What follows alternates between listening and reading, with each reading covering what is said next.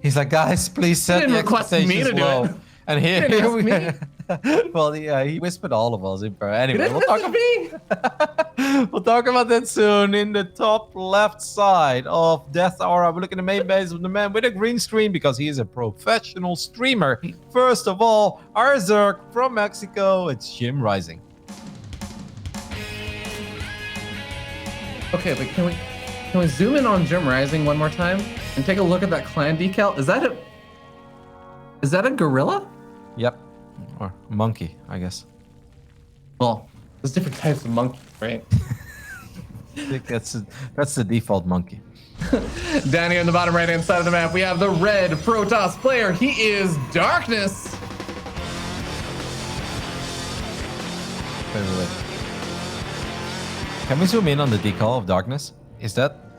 No. Yeah. Is that adept? I don't know. You know, it actually kind of looks like a building. What is it? Doesn't it look like a building? I don't know. Like if you remove the eyes, it looks like a building. It looks like a pyramid kind of structure. What? No. Yeah. Okay. Imagine it without the eyes. It definitely looks like a building. Yeah, imagine it without the nose, or... No, there is no nose. I don't have to imagine without a nose. There sort of is a nose. Just because there are no holes doesn't mean there's no nose. All right, guys, welcome to the Latin American part of the show where we discuss decals and set the expectations really low on the request of the players, not because we want to do it. Look, Kev, we both know nothing happens until after the Cybercore finishes, okay? It's a PVZ. Though then again, with Jimrising, that's not always true, right? Every now and then he does build a hatchery on the other side of the map. By the way, are you going to tell me that this hatchery looks better than that cool Nexus that Skillers was rocking early today? Come on. Well, the important thing is that left-hand side of the hatchery is actually so bright it blinds your opponent, so they can't identify and right-click down the drones of their adepts. That's the magic of that hatchery. It is like, yeah, that is actually. Wait a second. What's the giant blue thing sticking out on the left-hand side of it? I don't know. Don't ask me any things about faces and lore and building design, because I just don't know. I know nothing.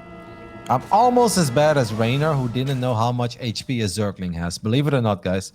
He builds 800 a game on average, but he didn't know how much HP a Zergling had. He's like 45. I'm like, no!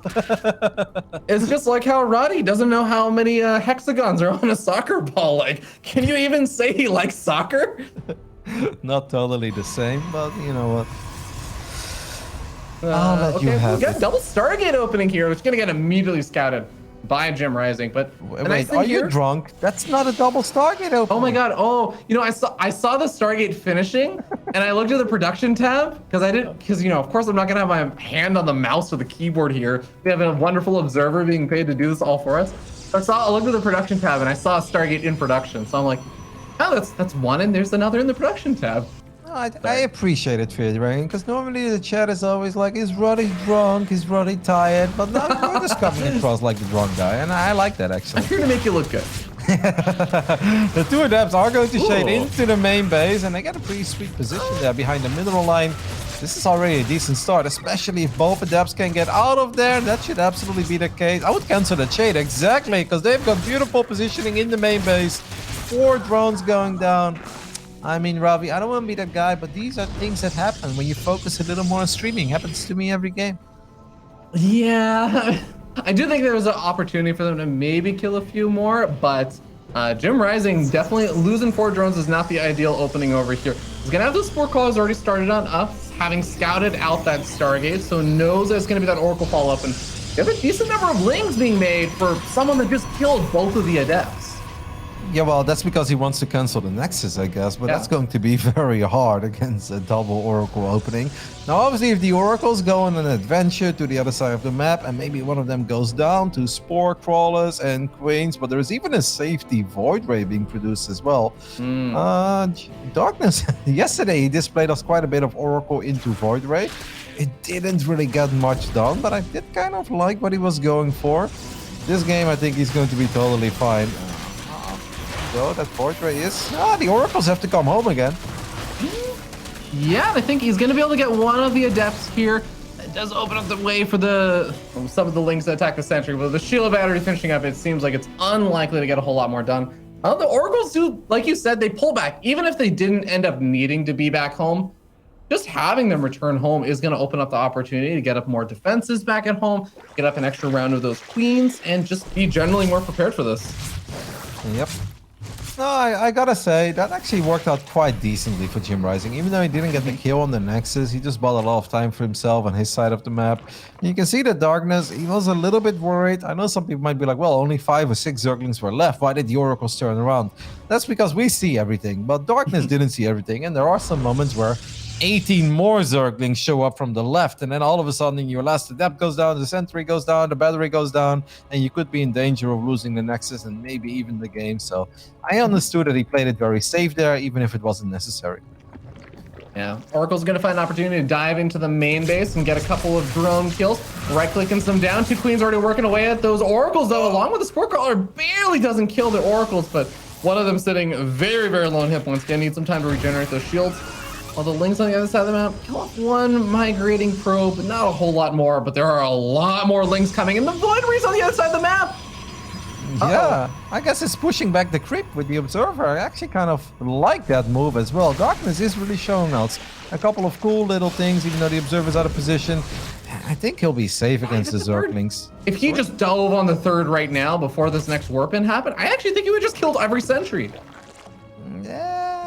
I think it's still gonna kill every oh my god, there are force fields from that. Mate, there are force fields available. A beautiful force field donos there. Yeah. I believe actually 2 sentries went down. Really? That's more than I expected.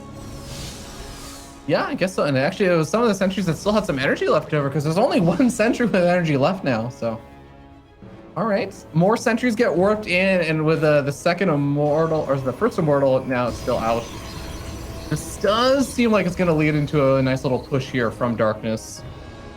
Yeah, yesterday he definitely displayed us that he likes to move out with Stalkers as one of the Oracle does go down in the main base. Revelation will tag the natural. It seems like he's a big fan of these Blink Stalker pushes with 1 or 2 Immortals, a War Prism, and a couple of Sentries. Not too necessarily all in, as we can see he's going up to 4 bases, but maybe force out a lot of basic units because he doesn't want to make it too easy for the Zerg to just sit at home and maybe get like the sickest units out there, Lurkers or something. That's not going to be the case. But now the sentries are very exposed. War Prism, can it save a couple? Not again. No. Oh my goodness. His attention, I think, might be on the left-hand side and the right-hand side, where a few more Lings are making their way forward. Now, Darkness losing all of those sentries, and I mean, that Immortal game so low is going to be painful. But what's going to make matters even worse is that these Lings are still running around. This actually might just distract him for a bit. Yeah, now Baneling's morphing, +2 on the way. All of a sudden, this game definitely doesn't look that bad for Jimrising, especially not if he starts spending his money.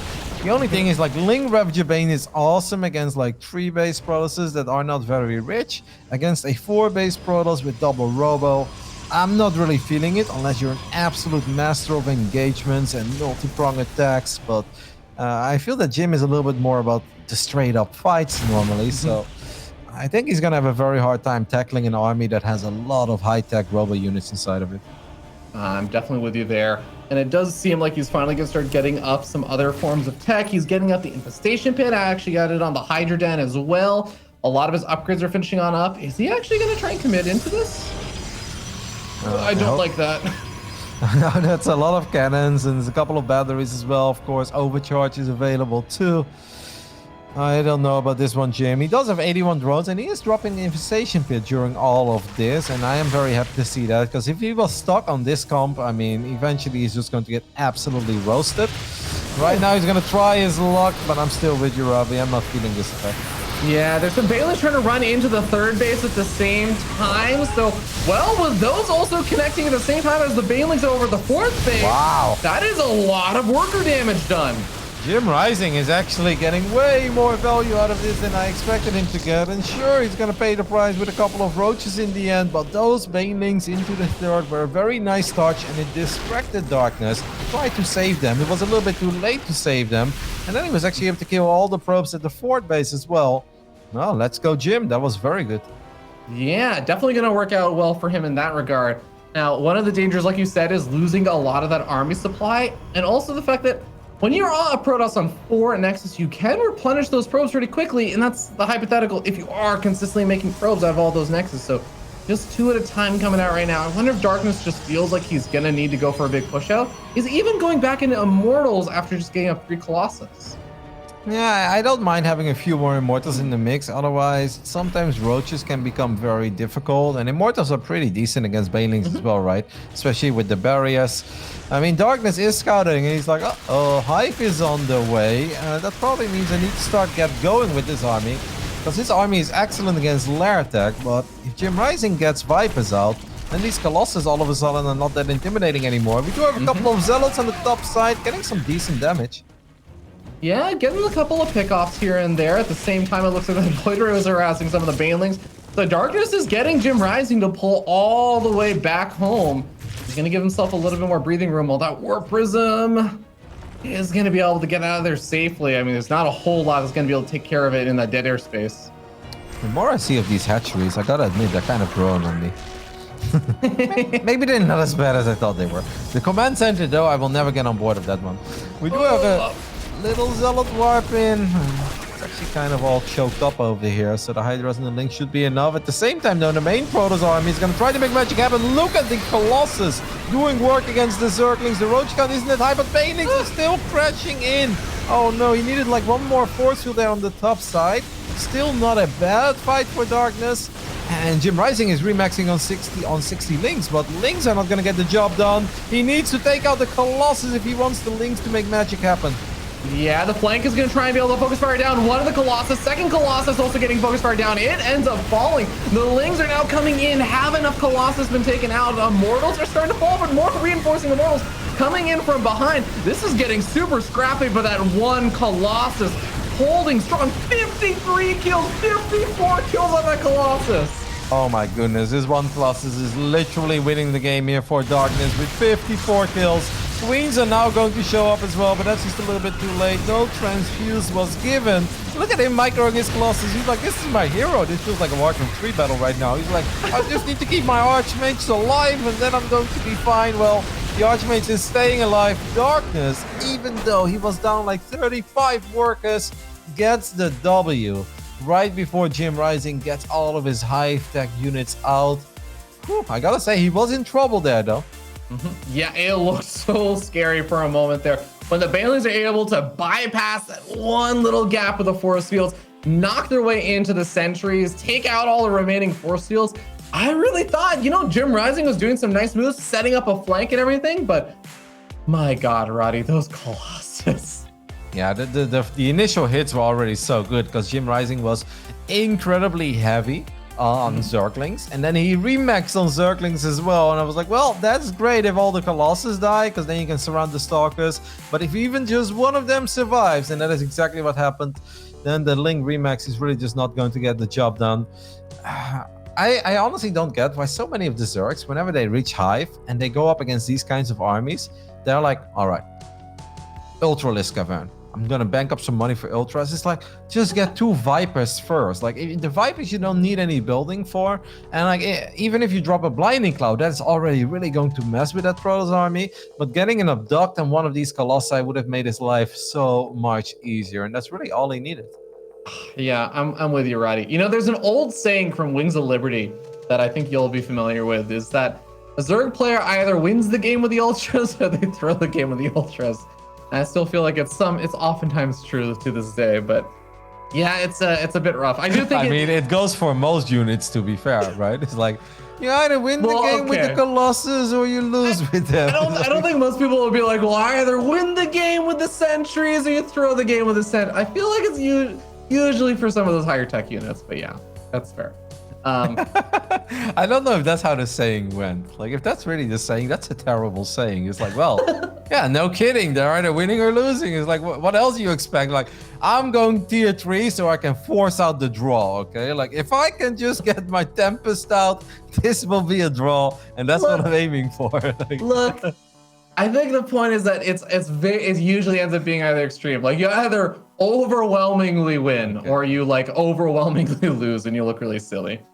All right. So regardless, we're going to go into game number 2. It's going to be on Pillars of Gold for this second map. Darkness leads up 1-0. Jimrising, I mean, is he even a pro player anymore, Roddy? That's what he's saying, all right? You know, I know you're joking a lot, but some of these guys, they get a little sensitive over these things. I and I feel that Jim, I've seen him be a little sensitive over these kinds of things in the past. So you're getting on his bad side over here, Ravi. If you just hype him up one more time. He already forfeited all of the events that I ran that he qualified for. So you know what?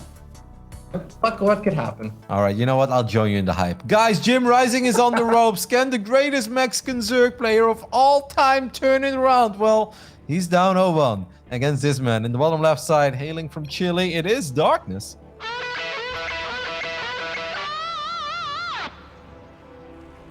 And up here, in the top right-hand side of the map, the blue Zerg player has dedicated his entire life to playing StarCraft. I have not seen this man not practicing at 5 in the morning for 3 years now. It is Jimrising. I can only echo everything you just said. It is truly impressive. Every single time I open up Twitch, I'm like, let's see who's live. Jimrising always there, grinding away at the game. Sometimes North American ladder, but most of the time he surrounds himself with the goats from the Korean ladder. He's high up there, 6.5k MMR, I believe it currently is. The other day I saw him turn down Maru's request for custom games because Maru is not on his level. I mean, if that doesn't tell you guys how great Jimrising is, I don't know what will. Yeah, absolutely. You know, I was talking with Jimrising, and he was telling me about how he bought like a $3,000 a month subscriptions just so that when he travels, he has good enough internet that he can play StarCraft 2 ladder from the plane. He also actually bought a Dream Machine so he can actually tune in to the Esl Pro Tour while he's asleep to truly make it a 24/7 cycle. I mean, that is just the focus and dedication that Jimrising has to being a professional player. And you know what I think is really cool as well? The other day, he was also lathering a little bit on Europe because Jim can be found everywhere. And he's like, well, Showtime is like ranked 1 European server. And Showtime is like, man, Jimrising is online. So Showtime reaching out for custom games. And Jimrising is like, I mean, maybe if you arc on mode together with Drogo and Skillers, I am willing to consider it. But I'm just not going to play against you alone, Showtime. It's just not worth my time. I mean, Showtime is like, sorry, man, they're offline. But I do understand. So it is truly insane to see that Jimrising doesn't just want practice. He wants perfect practice all the time. And I can only aspire to be like him. And I mean, is it possible that Jimrising gave up game number 1 and allowed Darkness to win after he knew he already was going to win just to play more StarCraft? I mean, is it possible? It's absolutely, I feel like that's what's happening. All right, guys, 2.5 minutes into Pillars of Gold. Both Fear Dragon and Roddy right now are blacklisted by Jimrising, and he will never speak a word to us again, but I hope it was worth your entertainment. All right, we got a Stargate opening like you were saying. So in that last game, we did end up having Darkness committing in pretty hard with those first 2 Adepts. Got a couple of drone kills, definitely didn't go too bad for him. Followed up with the Oracle Harass that did okay, not like super terribly for the most part. He kept them alive and everything, which is the important part. We'll see how well Jimrising is going to be able to adapt in this game to that.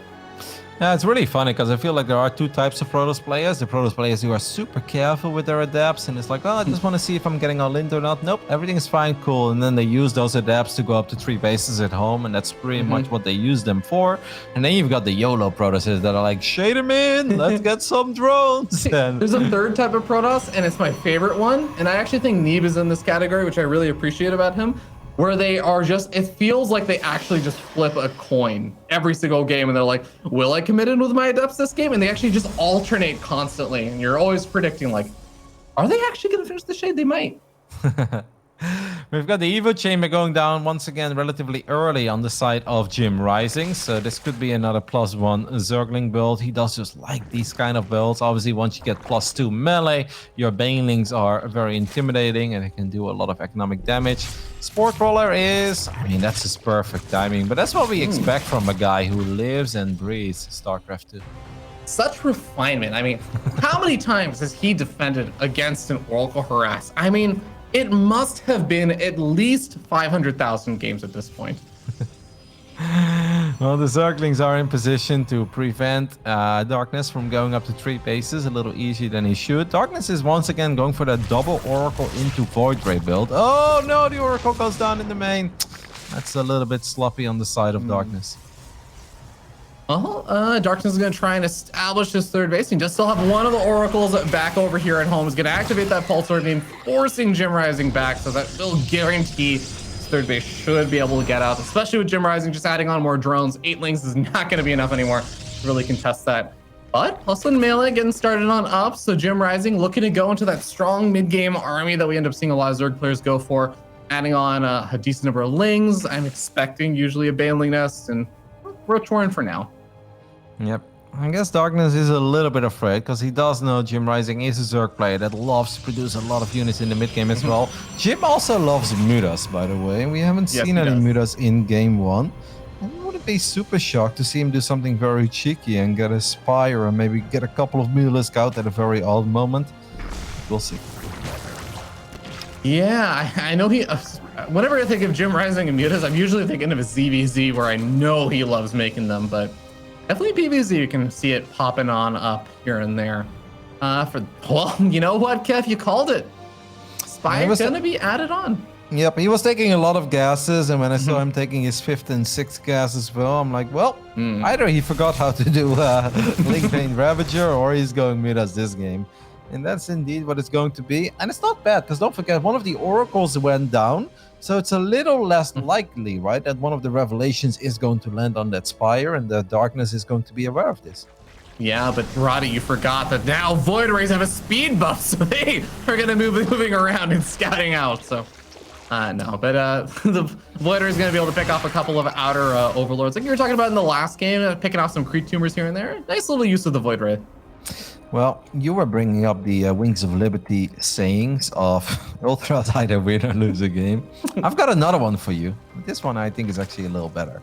Is that Naniwa once upon a time said, if I was a Mutalisk, I would like to meet a Void Ray. And I think that is still very true 10 years later.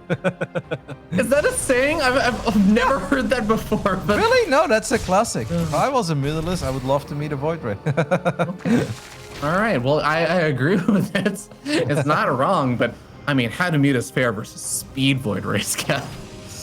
Yeah, I mean, Flux Veins was around in the early days. They moved, or they removed it, then they brought Flux Veins back, but they're like, it's not enough. We're gonna give them another little speed boost, so they are faster than ever before, but I don't know how one Void Ray would do against 10 mutas, though.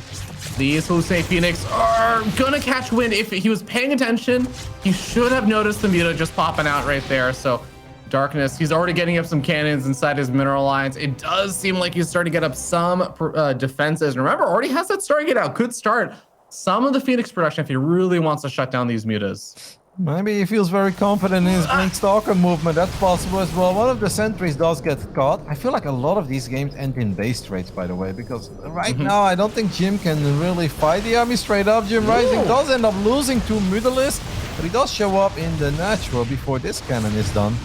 I mean, as long as Jimrising can keep Darkness at home, this is good for him. Yeah. I mean, I will say, I actually really like it when Protoss players, if they're going to get up like the cannons and to defend, also just throw up a shield battery each mineral line. The mutas just do so much worse when you have some of those shield batteries just to prevent things. But look at that, the muta flock is down to just 4 mutas at this point. Yeah, but I think Jim has already made a couple. Well, actually, no, he only has 5 out right now. He's making 4 more, but I think that Jim is very worried about the ground army, and it does make sense. And mutas are not going to take out 20 Stalkers, 19 Banelings, probably not enough either. We have a couple of Ravages on the way, but I actually think Jimrising is in some trouble, unless... Ooh! Void Ray goes down. Cross the bow and a couple of mutas, but the second line of force fields is excellent as well by Darkness. Yeah, he was absolutely prepared for the moment those corrosive vials landed. Is starting to run very dry on force fields. He might have 2, at most 3 force fields left over, and that's not going to be enough to keep the Banelings back for forever. Jimrising's waiting to the last possible second before he tries to collapse in on this army. There he goes. Banelings get some okay connections, but honestly, at the end of the day, Darkness has quite a few Stalkers left over. Immortals at the front line are going to start to get picked off over here. Does Jimrising have enough to clean up? There's no reinforcements really coming on forward. The Warp Prism, I felt like it was it just not warping in? Well, he's kind of broke. He's going to wipe in a few more Stalkers right now, but all the Immortals have gone down. Can we save a Stalker? Nope. Crossbow is going to land on the Warp Prism as well. Darkness is doing his absolute best here, but he is forced to retreat, and this time he's only on 3 bases. There is none of that 4-base double Robo Bay going on. This is starting to look really bad for Darkness. I mean, such power, such ferocity coming out from Jimrising, a man who does not know the word defeat, pushes back these Stalkers, leaves chasing across the map. The door is open. Jimrising knows. He charges in on top of the photon cannon, and the roaches gonna distract those Stalkers. Yep, and with the additional Zergling showing up, of course, they still have that +2 upgrade. They are going to do fantastic. GG gets called, and to the surprise of absolutely nobody, one of the GOATs ties it up. Jimrising, one apiece right now with Darkness. Honestly, memes aside, Ravi, I know we're having some fun there. That was an impressive hold by Jim, because I didn't think he was gonna hold. His army wasn't that great. He still had quite a few mutas. The force field seemed really good. The second wave of force field seemed good. I'm surprised he won that fight. Yeah, Kev, I'm memeing for a reason. Like, Jimrising, when you explain that, like, I'm pretty sure you're just reading almost verbatim his message. It makes it sound like he hasn't touched StarCraft for like a year and a half. I'm like, Jim is actually still a really good player, guys. Like, I know he's not hard committed to being a pro player, but he's actually a really solid player. All right. I do think he's got a pretty good shot here. Well, I do believe we're going to head over to a very quick commercial break. And after that, we'll be back with the conclusion of Darkness versus Jimrising.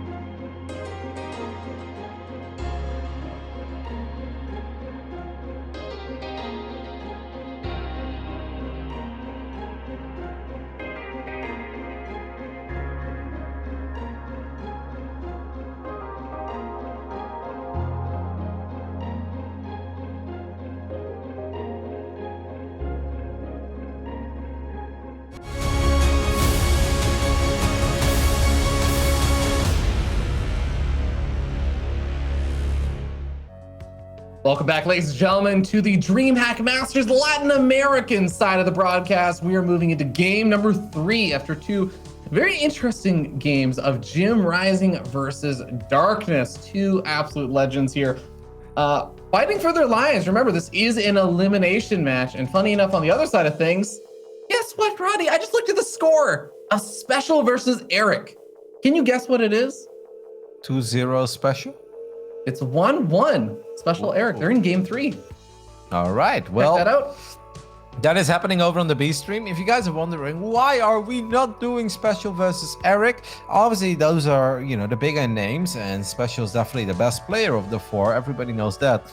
Besides I Jimrising, you mean? yeah, since that was the besides Jim, but since that was the upper bracket match, the loser of that series is still in the tournament. While this is a lower bracket match in this group, so the loser of this series is out of the tournament. And I just felt that this match had a little more value because I do genuinely believe that all three of them could potentially make it to the next round besides Special. But maybe I was completely wrong because imagine if Eric beats Special, then Cham, after winning his group, gets Special in the first round of the playoffs if Special does make it on the second place. Yeah. But we're getting a little ahead of ourselves. In the top right side, looking the main base of our Protoss. Can he win this best of 3? It is Darkness.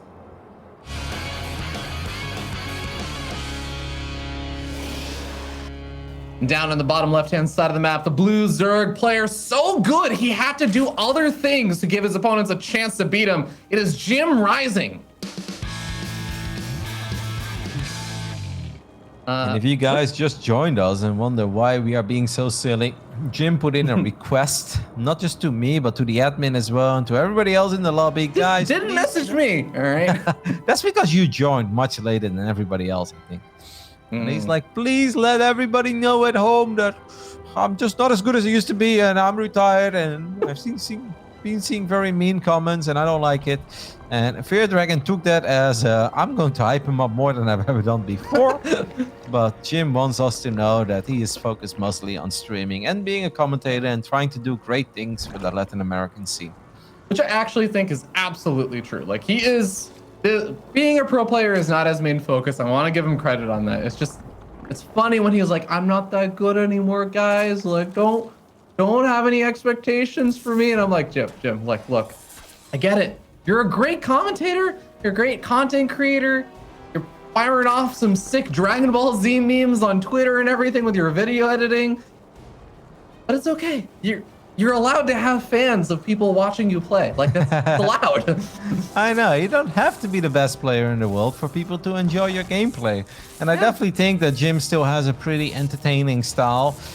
There was a time where I really thought that like all the Jimrising did was all in all the time. Like, he's very good at building roaches and lings of a weak economy, but eventually, to be fair, he did become a little more macro oriented as well. Started firing up Hive a little bit more every now and then. He even made a Viper. I was in shock when I saw it for the first time, but it became a pretty common thing. Yeah, actually, fun fact is that it used to be both Jimrising, Cham, and there's one more Mexican Zerg player I'm forgetting, where all three of them almost just had the reputation of being like constant all-inners. And I feel like this is like back in 2014, 2015 era, where it was just non-stop. You'd be surprised to see them like take a third base, or if there was a third base, there wouldn't be drones at it. But both of them actually really came out of that kind of shell of just cheesing and being hyper aggressive, and have mixed in a lot more macro play into their gameplay. I know the European Zergs still have pretty strong opinions about the way that Cham plays ZVZ, and they're like, well, Cham, they're like, they don't really want to go into detail, but they're like, it's not the same, trust me. And I'm like, okay. Yeah. Well, the Europeans do have some strong opinions on certain players. Yeah, they have strong opinions on everything, but that's why I like my European scene, you know? They're outspoken, they're confident, and they bring the fire. They certainly do. But we're going to be taking a look at how this game is shaping up, and look at that. We already have Sport Crawlers on the way as the first Oracle's now out. And I think once again, Jimrising is going to have these pretty much perfectly timed for right when the Oracle pops into that main base. Sport Crawler will be finishing up and should be able to deflect this with the multiple queens already ready. I like that, you know, most of the Protoss players that we normally cast, like, they will bring the Oracle in, and then they'll take a look whether or not there's a Spore or a Queen, and then they decide if they activate Pulsar Beam or not. Darkness, just like, before he's even on Crip, he's like, all right, we're going in, and he just clicks it right next to the minerals, activates Pulsar Beam in the dark, and he's like, no matter what happens, I'm gonna get at least a drone kill over here. And he did, and he got out of there, so it seems to work out for him, but it's a little bit risky. Yeah, absolutely. I mean, Jimrising really likes sending these lings straight across the map, just not giving Darkness a chance to send those adepts in to the other side of the map to put on any harassment. But this is going to be the 3 Oracle opening over here from Darkness. So very, very low chance for those early lings to actually push in, deny a third base or anything, unless Every single Oracle just uses all of their energy on the other side of the map right here. And Jim is bringing in one of the Jimrising specials as he's going straight into a Hydra den. Did not invest in a Roach War in this game. Did not build a Baneling Nest either. He's like, nope, I see the way you play and I think I can actually punish this. I don't think he's building a whole lot of additional drones. I think this is going to be some good old Hydra Ling aggression. Maybe with a little bit of a creep highway as well. And this can actually hit very hard. Yeah, one queen does end up falling over here. One Oracle going to get very low on hit points, but will survive. That's most of the energy used up over there. And I want to note, Roddy, with all the most of the Oracle energy being basically used up over there, they hit from the main. They're going to retreat over toward the middle of the map on the right-hand side. They're not going to dive over around the natural. They're not going to go to the third base and see that there's actually not many drones at either one of those bases. Now, Jimrising is pretty all in here, guys. With 41 drones building this many Hydras, it's really hard to economically recover after this. Oracles are going to take a look and like, wait a minute, that's a relatively low drone count. It could have seen one of the Hydras leave, but I don't know if he did. Darkness actually just needs to invest in static defenses now. That's exactly what he does. He's building additional batteries at home. And I actually think force field should be excellent on this map, no? Like, where are the Hydras going to break through? They have to go through a choke point, no matter what direction they come in from. Yeah, that's definitely going to be a problem that Jimrising will have to figure out. If he's smart about this, he's not going to move through the choke point or the ramp with the destructible rocks. And that's exactly what he does. He finds both the Oracles. That's a really nice snag. No stasis traps, no revelations he has to worry about. I feel like you just ignore the third with all the shield batteries and just go straight to the natural, right? Yes, but then it's obviously hard, right? Because how deep do you really want to go? You still got to worry about it. I feel that Darkness should go back a little bit. I know you dropped a couple force fields there, my friend, and he did actually zone out quite a few Hydras, but Darkness just needs time. Stop building probes, Darkness. He's at 63 workers, mate. You need units, static defenses. You don't need probes over here. Well, there's a shield battery overcharge going to keep the Immortal and a lot of these other units alive, so Jimrising backs off. Stop moving out. He's giving me anxiety attacks over here. It's like, mate, your opponent is ultra all in. The Hydras and the Lings are going to dive on top of it. The Immortal falls, but that cannon, by the way, in the back is so useful against an attack like this. One Immortal is a little bit far out, but it is actually going to make its way back to the shield battery. We should have another overcharge soon. Darkness just needs a few more units. He's going to wipe in a couple of Zealots out of all things. The Immortal gets saved by the Warp Prism. What a sick save. Prism is right over all the Hydras. This gig is going to focus fire down. There's no more shield battery to overcharge either, but the Zealots are closing the gap on top of the Hydras. Some Lings come in to buffer. Lings are also getting a couple of kills on these probes. There's only 36 workers left over for Jimrising, but he's going to be able to depower a lot of this stuff at the front, but the Robo is still powered. Is that extra Immortal going to be able to make or break the difference here? This is actually getting a bit close, but if Darkness even barely holds on, just barely holds on, he is going to have a massive lead in this game. Yep, he's losing 17 probes, but he's still adding workers, and there is the next overcharge, and that is probably going to do it for him when it comes to holding this attack. He should really repower that battery and the gateway, but he's got Blink now, Ravi. I feel like Blink is all he really needs to keep these units alive. I feel like Jimrising's best option over here. Well, the hell, there's more stalkers that just got worked on. I was gonna say, if he had gotten those Lings and just sent them straight over toward the main base and just tried to disrupt Darkness, spread him out a little bit more, like try to transition out behind this, but Jimrising is not gonna get the damage done he really needed. He's going into drones, and I think he's doing probably what the best thing he could possibly do in this horrible situation, which is try and get up some lurkers and just play ultra defensive for a bit. Yeah, that's honestly not a bad choice, right? Like, sure, his economy is incredibly weak, but I think Darkness is probably a little shaken up after how close that got. Don't forget, this is tournament life on the line for these guys. If Darkness would have lost there, it would have been all over for him. So he's probably like, you know, big sigh of relief. Let's calm down a little bit. And maybe that means that Jimrising will get the time to at least get a couple of lurkers out. Now, I gotta say though, Fair Dragon, it's hard to get Hive from 48 drones. Nothing is impossible if you truly believe. I loved, by the way, that he had Burrow, like 90% done. And he's like, nah, I don't need Burrow. Wait, did he really? Yeah. Oh man, that would have actually, would have been interesting. I mean, maybe Jim just forgot that he doesn't need Burrow to burrow lurkers. I mean, he is a bit inaccurate. Right. I know that he's not really a pro player anymore. Yeah, but come on, give him a little credit. I'm just doing what he's asking me to do as a good friend. I mean, I'm really just impressed that Jimrising found the drone button. Like, congratulations. Just still has that drone button hotkey, even though he's not a pro player anymore. Yeah. Now Darkness probably wondering like, what is actually happening? Did he spot the lurker then? Yes, he did. So he knows about that at least, has an observer. Obviously, Darkness was aware of the fact that the attack that Jimrising made was incredibly committed. But I gotta say, it's always a little bit hard to truly figure out where you're at in those moments. Because at one point you're like, okay, I survived, but I lost a lot of probes. Like, is this good for me? I don't know if this is good for me. Well, we know it was, but I understand for Darkness, it's really hard to make that read. Okay, well, our War Prism does manage to sneak its way down to the south side of the map. There's an Overlord right outside of Jimrising's main base. It might be able to get a few seconds of advance warning of that coming. And hey, Ling's in a nice spot to maybe just, I mean, I don't even think most of them will get out. Okay. Well, this is, again, still a tough spot for Jimrising, but like you were saying, there's still some opportunities here. The Lurker Den is now finished. He has 11 lurkers out.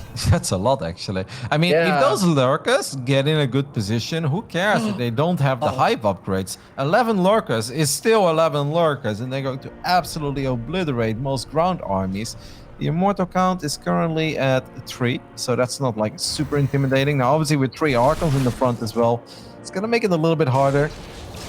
I wonder if Jim is just going to turtle his way up to hive, and it seems like that's his game plan. Yeah. I mean, just if you have the lurkers and you have hive and you're able to get those lurker upgrades for the quick burrow, I actually do feel like suddenly a lot of the earlier game deficits that you had, they really do start to get overturned. I think I said this earlier on. I feel like one of Jimrising's biggest strengths is he's able to find opportunities to just cut massive corners and come back in games he was behind in, or just take advantages in games that they were even in. I feel like he's making a really nice comeback with just this really, really greedy tech play. Yeah, he's actually up in workers now. Who could have ever predicted that after Hydra Ling all-inning from 41 drones? Darkness got a few additional gateways, and he also got Storm. Like, Storm is done, and obviously Storm is not bad, but I really, really prefer Disruptors against Lurkers. I don't know about you, but I just think Disruptors is so much better. Oh, yeah. Storms feel like they don't actually do damage to lurkers. I feel like I can count how many times I've killed a lurker with a storm on one hand. Me too, but that's because I never get stormed.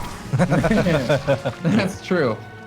Zelts are going to be able to find a couple of these Hydras. It's actually not a bad snag there for Darkness, but losing the Warp... Oh my, that was a bold area to turn that into Warp. Yeah, but I don't understand why Jimrising moved all of his lurkers away. He still gets them to burrow though, and the Observer was a little too far back. Now 11... Oh my goodness, 2 Zealots, 3 Zealots are just killing every single drone. Natural Jimrising. Why didn't you leave like 3 Hydras behind, my friend? Oh, that's going to be really painful. The lurkers do at least salvage that top base, and well, Jimrising has a big round of larva that pops off, and it's just going to go straight back into drones. But here is the follow-up. Darkness feels like that many lurkers going to be difficult to break. It's time to add on the Stargates. It's time to go into full-on Sky Toss. Yeah. Which I find the 4 Stargate, M+1 and Fleet Beacon a little ambitious when you're on 67 probes. But you know what? I don't hate to see it. Retro. He's like, what do lurkers struggle with? And he's like, air units, so I'm just gonna make a lot of those. And he's not wrong. I saw a Protoss player named Goblin tweet about making Stargates and increasing their MMR. Yeah. It's a thing. Uh-oh. Jimrising is going to go for a quick pause. I love how quick we're suddenly on camera, you know? It's like, I'm slouching a little bit. Like, we have been live since 6 p.m. Central European Summertime, which has been 5.5 hours now. So every now and then, you know, when I'm watching these games, I go a little lower in the chair, and all of a sudden it's like, we're on camera. Don't worry, guys, I'm a professional. I am sitting up straight with great posture all the time. Jimrising complaining about a spike. Isn't that basically what Zerg is just spikes? Shouldn't they be used to it by now? I thought you were going to make another joke about him being the growth. No. Isn't it just the handicap Darkness? Well, this is a nice snag over here for Jimrising, getting quite a few units, but does he actually have enough lurkers back at home? Already getting a bit of damage. There is an observer there, but it's pretty far back, so it doesn't actually see how many lurkers are actually back at home. Oh, Jimrising is actually going to morph a couple of additional overseers as well. So I think what he's looking... Oh my goodness, I'm feeling it. He's going to abduct the observer and kill it. That's going to be the play. Jimrising, is he about to become a legend? No. Let's see more. Okay, that would be so sick. But Kev, seeing those observers when you have a massive army in front of you, I feel like that is probably one of the most stressful, difficult things to do. And only a player of Jimrising's skill level could do it. The first observer has already gone down. Darkness is obviously still building Skytoss units, but at this point he doesn't have many.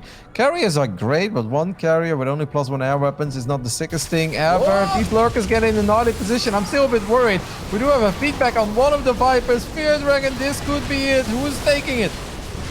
Storm's coming down on top of a lot of the Hydras. They do manage to back off to a safer area. Blind Cloud's also coming down. Another couple of storms coming down. Storm's actually happening on top of Darkness's army. And it seems like Jimrising has so many lurkers still alive. The Zealot reinforcements, are those even going to help out that much against this many lurkers? Not if you've got no observers. He lost his observer that previous fight, so he couldn't actually see it anymore. I still think Darkness should be able to be okay. Like, sure, this base might go down, but that shouldn't be it for him in this game. I don't understand when you're under this much pressure and there are like 5 Hydras. Like, yeah, carriers are great, mate, but crank out a couple Void Rays for all I care. Imagine 3 Void Rays. They built so quick right now. There barely was any anti-air there. He would have been fine. He would have been able to keep this base alive. Right now, it's going to be a lot harder. And Jimrising is rallying more and more forces to the other side of the map. Lurkers taking care of a lot of these Zealots, but the Hydras are getting surrounded. A majority of them are going to end up falling to the carriers. Will be able to reign supreme now. The Vipers, well, they don't have to worry too much about feedbacks. There's only one High Templar left. So they might be able to escape out of here alive. This is actually becoming a pretty epic game. Jimrising, it seemed like he had it pretty much locked up there, but then all of a sudden maybe overstayed his welcome a little bit, lost quite a few units. Obviously, Jim is the play with a much better economy at this point. He's at 79 drones. He's got 5 bases up and running, while Darkness just lost one of his more important bases, one of the bases with the most amount of minerals left. But more carriers. I want to see him get +2 air weapons though. Like, I know he's a bit broke, but if you want carriers to win the game, you need upgrades. Absolutely. The one other blessing here is that Jimrising has not invested into any carapace upgrades. So those carriers are going to be extra effective against Jimrising's army. Is there a Warp Prism with this army? I'm a little bit afraid. If you don't have any reinforcements or anything, this army doesn't exactly have a lot of Zealots or anything backing it up. Oh, but I mean, the Zealots are kind of canceling one of the hatcheries on the top left side, so I kind of like that. And Jim doesn't have that much anti-air. Obviously, Abduct is very scary here, but if he can land the feedbacks on the Vipers, a couple of storms, this army can actually be enough. Land the storm. Yeah. There's a lot of storms, so he's gonna definitely have an opportunity to try and land 1 or 2 at least. Hydra gonna get caught over here, but it does spot out that the army is moving further up to the northern side. Jimrising, are you just abandoning the base and going for the shutdown on the top 2 north bases? I mean, if he kills both the building nexus and the top nexus with all those probes there, this could actually be a money play here for Jimrising. Yep, +2 air weapons is on the way now, but it's going to take a long time. I actually really like this move. It's a bit crazy, but it makes a lot of sense because the Army of Darkness wasn't doing anything in the bottom left. He is going to recall to that nexus though, wants to keep it alive. I'm happy to see he's taking the assimilators as well because he really needs gas. Do we have enough Hydras? There are 24 Hydras on the map. And quite a few of them are here, but I still think maybe Carrier Storm can get the job done. I think with a good engagement, Darkness could still absolutely win that. Oh, losing a carrier is going to be a difficult one. Look at all these High Templars. Oh my God, they're all so exposed. Yeah, but that was a play. He was looking for that play, and he loses a couple of them, but he still has them with the main army. He landed a couple of feedbacks, I think, on 3 out of 4 Vipers. So that really wasn't that bad. It's actually still possible for Darkness. I know he's down like 58 supply, but army supply is a bit closer, and if he can get +2 carriers against Hydras that still do not have a single carapace upgrade, like, I don't know why Jim would ever get +1 melee over a carapace here for his Hydras. I feel Darkness can still win this game. I think it's possible, but I guess I would be more on board with the whole feedback play there if Jimrising had an incentive to immediately try and force another fight there, but I think Jimrising's okay with backing off and getting that Viper energy back, expanding and just defending for a few more, like another minute or two, and then just going back across the map and denying bases again, right? Like he doesn't have to fight right now. I think if they fight at this point, I mean, it's 4 carriers. If we had 5 carriers and the 5th one is on the way, 5 carriers with +2 against these Hydras that have no carapace. If Abducts don't land, Darkness's army actually wins that fight, I'll guarantee you. Like, sure, maybe not on the ground, but if the carriers just kill all the anti-air, like Jimrising is rich, but 1700 gas, that's honestly not that much. He's getting more and more lurkers, which I personally don't get. Just kill the Hydras then. Carriers should kill the Hydras. Well, I mean, he's going to be losing. This actually doesn't sound like a big deal, but he is losing a lot of interceptors over here every single time he moves on in. And he really doesn't have the sickest economy just yet. Once these Nexus are starting to finish up, he's going to start getting that big mineral boost. But Vipers are actually on the other side of the map by themselves. Oh, okay. There's the rest of the Hydras and stuff coming on in. So he's going to try and deny the bottom right-hand base, pull Darkness a bit apart, take care of some of the gateways over here. I really do think it's the top left-hand bases that Jimrising needs to shut down. If he shuts those down, I actually think he's nearly got this game in the bag. Yeah, but that's going to be a little bit harder because that army of darkness is getting stronger and stronger. Sure, a few probes are going to go down, and I think denying the gas income from this base is very nice. Jim did try to make a play on the top left side, but he walked into a stasis trap, which means that these lurkers are pretty much left for dead because I think the Oracle and Void Ray should win the fight. Or will they? I'm loving this game right now. Like, memes aside, yeah. Obviously these guys are playing with the tournament life on the line. The Hydras are going to unfreeze and take out the Oracle and the Void Ray there. Okay. Okay, he's making 14 Corruptors. That's a really good move, I think. Yeah, I think if he is able to shut down this base on the north side with the 2 lurkers and a handful of these Hydras, I think that might actually be the nail in the coffin move, right? Because if you kill the army of Darkness and you shut down a bit of the economy, like Darkness doesn't have anything left. Nope.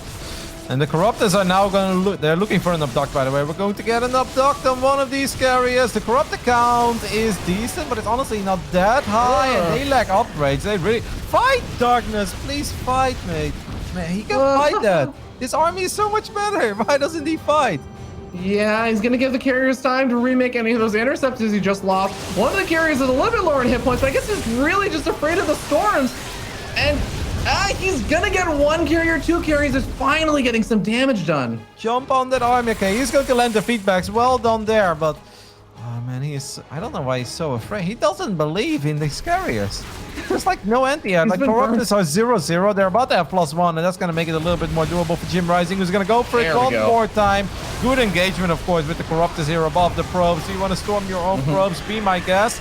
But now all the Corruptors are starting to run low on HP, but obviously Jimrising has the bank to remake these units. He is completely resetting the carrier count. Still, can he get the last carrier? Not yet. I think the Hydras will. No. Hydra's actually a little bit busy and preoccupied with the Zealots on the ground. There's 1 or 2 lurkers that are still back here. Where's the Observer? We've got 5 of them. 5! Okay, there's one next to the Nexus. Okay, I'll take your word for it. Oh, yeah, I see it. Okay. Well, it's not in range of this lurker that's back over here, so this is acting as a little pivotal area. Corruptors are going to finally snag the kill on that last carrier over there and go after the other one. So even though it looks like Darkness is starting to win out the ground fight a little bit and a Revelation is going to tag that lurker, don't let the changelings mislead you. This is a very, very dire spot now for Darkness. Yep. I think that he's now officially running out of steam. He's going to try to clean this up, and I think he will. But obviously, Jimrising still has a very big bank. Jimrising has to be a little bit careful that he doesn't keep throwing units forever. That final lurker does go down. Do we have any lurkers left? There are 2 lurkers still somewhere, probably defensively. But obviously, the supply doesn't lie. Darkness with only 20 army supply. There's no static defenses here. Fear Dragon, I think this is it. Yeah, there's basically no gas income either for Darkness. So all he can do is warp in the Zealots. GG! Jimrising gives us a fantastic